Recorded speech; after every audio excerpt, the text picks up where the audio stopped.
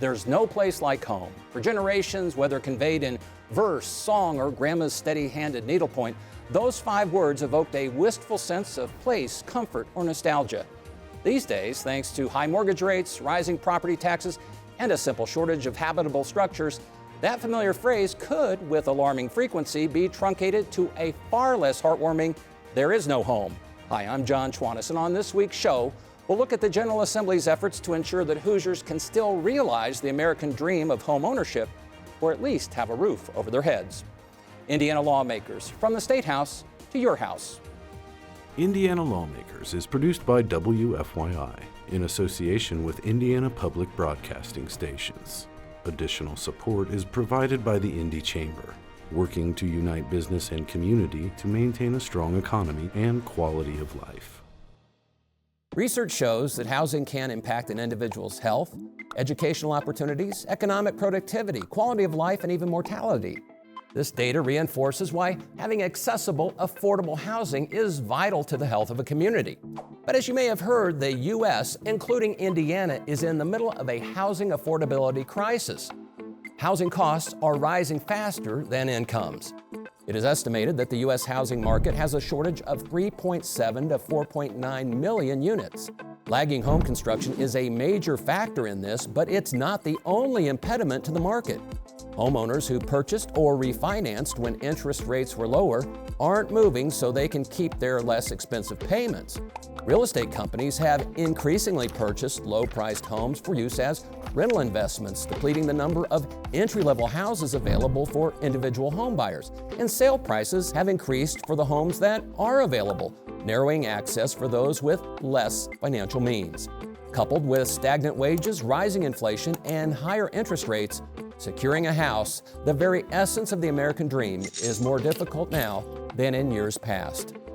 In 2022, the Indiana General Assembly created a task force to analyze the housing shortage. Some of the recommendations included expanding affordable housing tax credits, increasing permanent housing support for those experiencing homelessness, and investing in social safety net programs. In 2025, the legislature is addressing affordability for current homeowners through property tax reform. Policies that provide more financial assistance for developers and prospective homebuyers have also been introduced. Perhaps the most controversial bill, House Bill 1662, responds to homelessness by prohibiting people from sleeping outside in public spaces. This legislation reflects the 2024 Grants Pass versus Johnson U.S. Supreme Court decision that upheld a similar ban in several cities on the West Coast.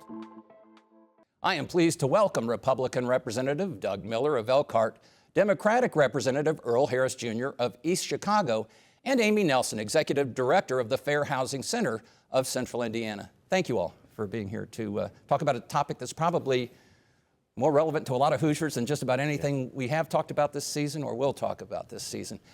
Let me ask, the word crisis gets thrown around a lot. We've had an opioid crisis, we've had a truancy crisis, we've had literacy crisis among third graders. Do we have a housing crisis? Let me start with the person who has chaired task forces on this issue, who has introduced legislation on this issue, and by way of introduction, also is a home builder himself. So you've seen it from all perspectives. Do we have a crisis? I think you could look at this from a lot of different angles.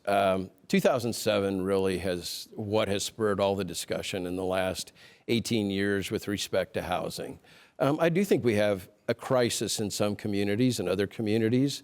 We're nipping away at it. Certainly, House Bill 1005 from this session, House Bill 1005 from the 23 session that provides for infrastructure funding for our communities has helped facilitate housing, both single and multifamily, and move those issues forward without the General Assembly putting its thumb on the scale and picking a winner or loser in terms of a general contractor. We've really focused on helping our communities because they know best what they have. And there's a lot of other groups that are working on the issue.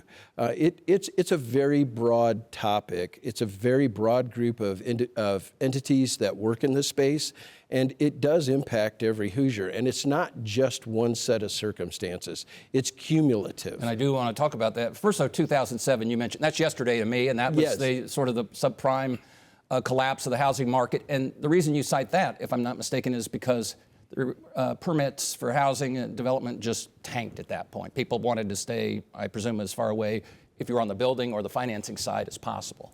Sure. I mean, we all know that, and we'll talk Indiana specifically, right? Broadly speaking, Indiana at that point in time was about a 30,000 building permit state annually. In 2008, I think we dropped all the way down to just about 7,000 permits. So moving forward, working through that particular period in housing history, it took an immense amount of time and effort to climb out of that deficit. And even today, we're at, on our best day, we might be up, at 20,000 permits. So if you just take the last 17 years and look at the amount of volume that was lost getting product into the marketplace, we are in a deficit. And that's still a nationwide deficit, right? And now we've got other factors that are adding to the challenges presented by that period in our history alone. Let me get your take, Earl Harris. Is this a statewide crisis?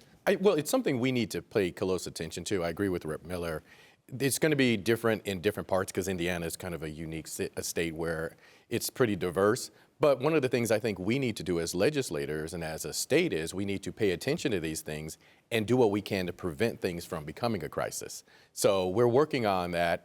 It's, buying a house is not the easiest thing as an individual.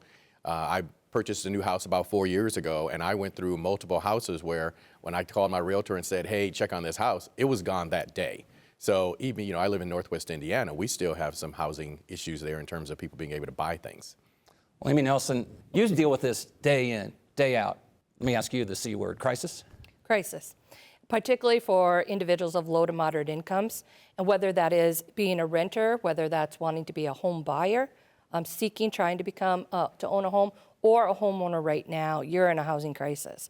We have escalating prices for both single family as well as for rentals, and housing is such a, it's the main part of our daily living. If you don't have housing, you don't have access to education. It determines whether or not you have access to good quality jobs. The list goes on. You need housing. And individuals are suffering. We hear from them every single day and this is just getting worse each year that goes on. I know stats can be collected and thrown around. You can make any argument with any set of stats, but you've done your organization, several reports. Give us one stat that backs up with the notion that this is a crisis. 25,000 evictions last year in Indianapolis. That's families being disrupted. And then at the same time, in our central Indiana region, 20,000 homes now owned by out-of-state investors, homes that were formerly available to people to be able to purchase. These were affordable homes that have been taken out of the market, flipped to expensive rentals. Let's talk more about how we got where we are, whether it's a crisis or a problem or something serious that we need to focus on. You certainly, Doug Miller mentioned one example, the subprime housing collapse and crisis and what it did to the housing stock. But there are, I presume, others, rising mortgage rates, higher property taxes. I'm guessing you have made the point in the past as a home builder that regulation in terms of, what is it? I see the industry statistic, 25% of the average house price tag is regulation and 40% maybe of apartments, multifamily. Is that Those close? are close to being accurate, yes, but still too high, right? Our communities come to us as a General Assembly and say, hey, we need help, right, getting housing into our communities. And I challenge them back with, well, what regulations do you have in place that are really unnecessary but just stack on the cost to the actual buyer at the end? They could be zoning related, so lot density within subdivisions. They could be architectural standards. Quite frankly, I think there's some unreasonable standards that still exist. We've made great strides in that. It could be just a simple thing of allowing accessory dwelling units, known as mother-in-law suites, right, on existing properties to help fill that gap for families. And it could be a long variety of other reasons. But traditionally in the single-family realm, about 31% of the cost of a new construction is related to rules, regulations, and zoning. Am I recalling once that you shared an anecdote about the quality of the the dirt around that had to be of a certain color? I remember that was a particular point of frustration for you. Yeah, we had a community in one of the donuts that decided, actually in the middle of the housing task force, that they would require 4 inches of existing soil to be removed from any lot and 4 inches of black dirt put on, and it added a flat $10,000 to the cost of every home. I mean, if you think about it, that's sort of an arbitrary reason just because a community wants to make sure you have green grass, right? So there's other ways to approach that solution without going to that extreme. Fortunately, we were able to have discussions and move away from that. But that's just one example. It's kind of bizarre, but it is one example of what can occur. Earl Harris, whom do you blame, or what factors do you blame for again, crisis or not, how did we get here? Well, I think one of the things that's happening is, and I know it's been touched on, and I actually had a bill related to this, is these big money companies that are coming in and buying up. It was maybe 2 years ago, I was out of town, I drove in, as I'm driving in my neighborhood in East Chicago, these signs that weren't there a week ago are popping up all over the place. And we will buy your house. I get text messages, not only about my house, but I get text messages asking me if I own another house and want to sell it. So you have these companies that are coming in, they're able to do something that we as individuals can't. Most of us have to get a mortgage. Well, if you're a big money company that has deep pockets, I can come in and say, hey, I want to buy your house. I'm going to pay you $10,000, $20,000 over asking. No checking on anything, no repairs, just we're going to lock in a date, you move out, I take possession. That's impacting housing prices. It's impacting what people will pay if they turn around and flip the house or if they rent it on both sides, the owner and the renter. It's also affecting neighborhoods because you're driving up prices, the AV in neighborhoods, which is impacting people that live there long term. One of the things I think is a sad thing is if you have a senior couple or senior individual whom is on a fixed income, if the property taxes go up, which we know that's already a battle we're facing, and they have to move out of their house, well, those people coming in and buying houses impacts that as well. So I think we need to provide protections and make sure that people from either big money people in state or out of state aren't coming in and buying up all the neighborhoods. And Amy Nelson, you're the one who brought up that topic a few moments ago, that these investors are wielding cash and promises of don't touch a thing, don't fix the furnace, don't worry about the roof, we're here. Where does that stack up on your list of usual suspects that are contributing to these challenges? It's something that we've been focusing on at our organization because not only are these We Buy Homes for Cash type outfits coming in, but the private equity firms have been targeting Indiana all across our state for a long time. We see it more in Indianapolis just because of the volume of housing units here, but it's happening all across our state. And they brag about the fact that they use an algorithm to be able to outbid the regular home buyer because they can, in minutes, they set up this algorithm that minutes tell them when a house is available and they're swooping in and making that offer. Family can't compete with that, who is seeing houses on weekends or during evenings, and as Representative Harris said, are coming in with a mortgage on top of that. We also need to remember, too, that coming out of the foreclosure crisis, we had a lot of empty homes that have sat there for a while. Families that these homes, some traditional flipping has been happening. These homes have been fixed up. But we need to make sure that people are also able to stay in their homes. So having sufficient homeowner repair programs, for instance, because most affordable home is the one that you're already in. And that ensures then that the housing stock keeps up for when it does eventually sell to hopefully another home buyer. Well, we've identified the problem. We've tried to put it in perspective as to where in the many problems and challenges our state faces, where it stacks up. Let's talk solutions. And that gets back to the bill. You've touched on it a moment ago, Doug Miller. And you've accomplished something rare this session. It was a priority bill from leadership in your caucus, but also passed out of the chamber 93-0, if I'm not mistaken. So that means you even got the vote of the guy sitting down the other side of the couch here. Tell us what you're hoping to accomplish with this bill. Yeah, so let's talk about the victory that we had with House Bill 1005 originally, right? $75 million to our communities across the state. This is what was set up a couple years ago. This was set up in 2023. So 13 communities were able to qualify for that funding. They had all their ducks in a row, if you will, met all the criteria, the loans were made. That particular round of funding put 1,922 single-family homes it will be bringing to the market, 1,497 multifamily doors coming to the market, right? So that's an unprecedented return. When you're looking at a state probably building 20,000 doors a year. We're going to bring almost 4,000 doors to that. So that specific legislation facilitated 20% of the production, right? So help close that gap. House Bill 1005 from 2025 expands that. We do a couple of interesting things with it. Obviously, there's more funding for that so that particular infrastructure fund continues to grow in our communities and give our communities more option.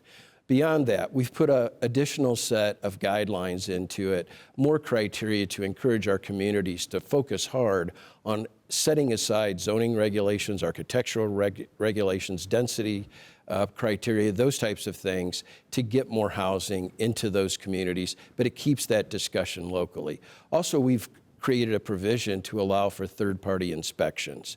Right now, in our communities, because of that pullback during the recession, our communities, some communities across the state, are taxed in their building departments, in their zoning departments, to do timely inspections. Obviously, without impacting quality, we all know time is money. So the goal of that is to allow third-party inspectors, so it could be an architect, could be an engineer, could be a building commissioner or a certified building official. I looked at the bill, still licensed, still certified. Licensed, yeah. Right? They can be hired by the individual that's developing the property to perform the inspections. The local community issues the permit. They look at all the inspections, they issue the C of O, but they keep the projects on a tight timeline. Seems to be wide regard and respect for that. Obviously, I want to take some more input, make sure we get that tweaked just right so everybody's comfortable. But I think it's just another way to facilitate getting more product that the communities decide what they need to that market faster. And you talked about criteria. Let me just make sure everybody listening and watching understands. So it's doing something that reduces what you would see as unnecessary red tape or regulation. It's just broadening that base, encouraging more discussion, and encouraging our communities to take a realistic look at what they may or may not be doing now that impedes housing coming to their communities. Earl Harris, you voted for it. You're one of the 93. You like it, and is it the answer? Yeah, well, as you pointed out, it was 93-0, so all of us Democrats voted for it as well.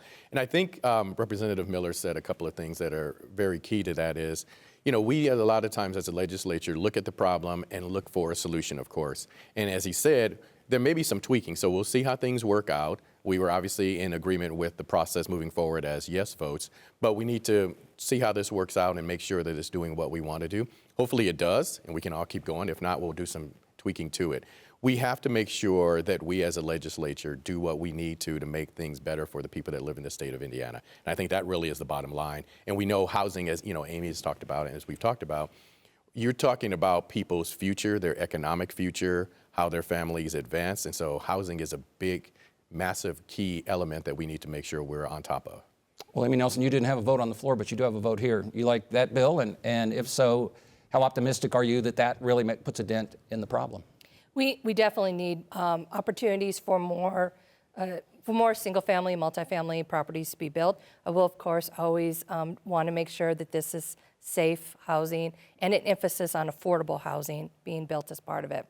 But it can't be the only thing that is being done.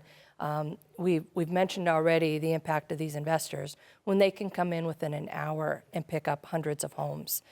You can't build homes fast enough to compete with that. So we need more homes being built, more multifamily units, but it can't be the only thing that we're doing. When you talk about safe, and I think people would stipulate safe, but is there an inherent concern when you have multifamily or when you have outside inspections or when you have different building materials? Is that why you see a bit of a red blinking light? In my line of work, we always have to make sure that those regulatory barriers are being removed. Don't end up that somebody down the road 5 years from now, their roof is falling, apart because it was something that was very low barrier that was put in. We just want to make sure this is a good product that is going to last a home buyer for a long time. I've heard your houses all come with a lifetime guarantee. I'll read the fine print later. Clearly, this is an evolution. You created the fund, you and your colleagues a few years back. It's shown some benefit, significant in terms of the dollars. This would arguably expand it and push, again, those incentives to build more doors. I like that. I'm going to start using that term to sound like I know what I'm talking about. But this is not the panacea. it's not the panacea, right? This is everyone working together toward a solution, right? Close that gap. We always talk about housing safety. This is all designed around current building codes, current enforcement. We want to ensure safety. We want to ensure public safety. We want to ensure that everything is above, that it meets current building code, and that no corners are cut. I mean, I somewhat take a little bit of challenge to that when that's brought up, because we're not working to circumvent any process. We're working to streamline a process. And I think that discussion has to go hand in hand. I'm fully supportive of all housing initiatives, right? And I think that all the partners need to work together. We all have a different approach, and it's a very broad discussion. And we all have areas where we have our fields of expertise, and I'm willing to have those discussions and look forward to them, because there are more than one solution. So if this bill goes through, and by all accounts it will, with the funding, and takes effect probably at the start of the fiscal year, I'm guessing, what's next? Do you have the next? Are you already thinking the next piece of this housing puzzle is? What is it? Is it to put more funding in the next budget cycle so that it grows even larger, or is there some other component that you have in your back pocket? Fair question. I'm the type of individual, right? I've got a lot of thoughts, right? And I work with my colleagues developing those thoughts. I think the key for us is, as this particular bill evolves, that we want to follow up. We want data. That's why I keep referring to the data, right? We look at how the components of the legislation impact facilitating getting those doors to the marketplace. And so as hopefully we land in a good spot on 1005 for 2025, and as that gets implemented, we'll track that and then develop a plan, based on the results of the tweaks that we're currently making. Well, Earl Harris, you mentioned a moment ago the bill that you had sponsored. Unfortunately, from your perspective, it didn't pass out of the chamber 93-0, didn't even get a hearing, but doesn't mean that you won't bring it back or others won't bring it back. Why it's so important to deal with these investors? You touched on it already, but I mean, you see that? Again, panacea is a big word, but is that as much of a bite out of this apple as what Doug Miller's talking about with his bill? I think it's a big part of it. Amy said something earlier that they focus a lot on lower income areas. I mean, my district is not the highest income. As I mentioned maybe 2 years ago, all of a sudden these signs started popping up around East Chicago. So it's something that's in my backyard, and it's not just the state, part of the state where I live in, but it's all over. I was literally with one of the realtors when my phone went off, a text message, and I showed it to him and said, look at this. This is not the first time I've received this text message asking, do you want to sell your house? There's things that come in the mail, and they make these big offers. We've had reps that have had stories of people who say, hey, I got a big offer for my house. I sold it, but now they're going, well, where do I live? Because if your house was sold at this bigger income, guess what? The houses you're going after to live in, those prices have gone up as well. So when you really deal with, again, lower income areas like mine, them coming in focuses, it's making that harder for people to get into housing who already have some financial challenges. And I believe, if I'm not mistaken, and Amy can correct me, some 27,000 houses, I think in Marion County, something like that, are owned by these type of investors. So they're going after houses, they're making it harder for people to get the American dream of home ownership, and it's also bleeding into what happens with rentals. And so the bill I have is basically a 10-year buy-off where they have to, a sell-off, where they have to sell these off. There are some fines in there, so if they don't do what they're supposed to do, those funds actually go into a housing purchase down payment fund. For people who are first-time buyers and wouldn't have the money otherwise. And that would be funded in part by these, call it taxes, call it fines, Correct. Call it whatever revenue enhancement you want. And it does not come from people. It does not come from individuals. Well, it comes from the people. It comes from those companies. Those companies. Yes. 50% perhaps, a surcharge or fine or fee. You talk about impoverished areas. It does seem to, your data show, Amy, that people of color seem to be affected disproportionately. Even in Marion County, you can map it out and see neighborhoods that, whether it's evictions, foreclosures, or difficulty securing loans in the first place. We know now at the federal and state level, DEI certainly is sort of bad word. A lot of attempts to dissolve or roll back some of those protections. You've seen a with the new federal administration just this week. There was a contract, I think, that's going to end 4 months early with your organization. How does this complicate things on the DEI front for what arguably is already a vulnerable population in terms of housing insecurity and potential funding threat for you?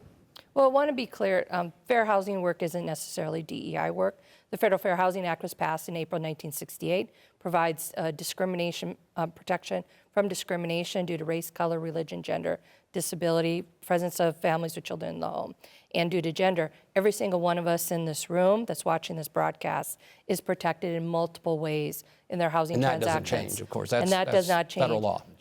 But how the government now is going to enforce and make sure people are being protected appears that is changing. Late Thursday night, we got notice, like my fair housing colleagues all across the country, that one of our grants was being terminated. Grant we had high performance was actually was what we used for the funding to release the reports that we had, and now that contract has been terminated. I've been in fair housing since 1997. I've worked through several different administrations. That's been Republican and Democrat, and they have come in sometimes with different priorities, but it hasn't been termination of contracts. It's been, here's our priorities, you need to adapt, and we have. It isn't that we're not even going to deal with you anymore.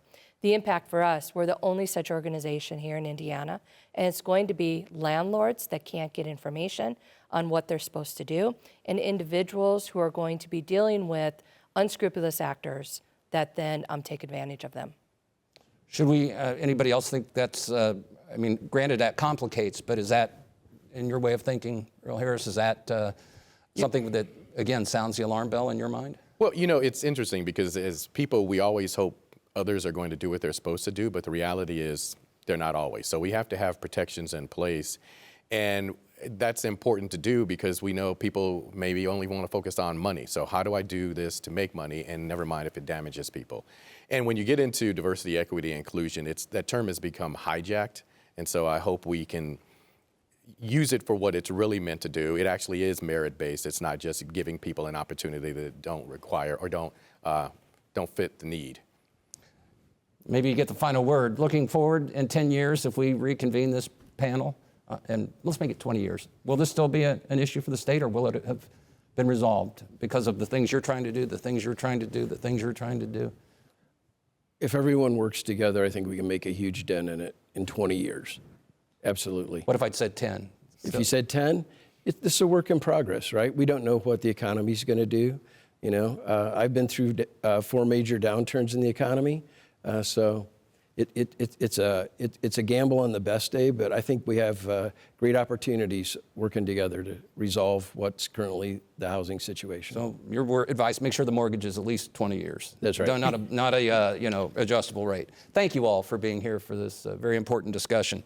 Again, my guests have been Republican Representative Doug Miller of Elkhart, Democratic Representative Earl Harris Jr. of East Chicago, and Amy Nelson of the Fair Housing Center of Central Indiana.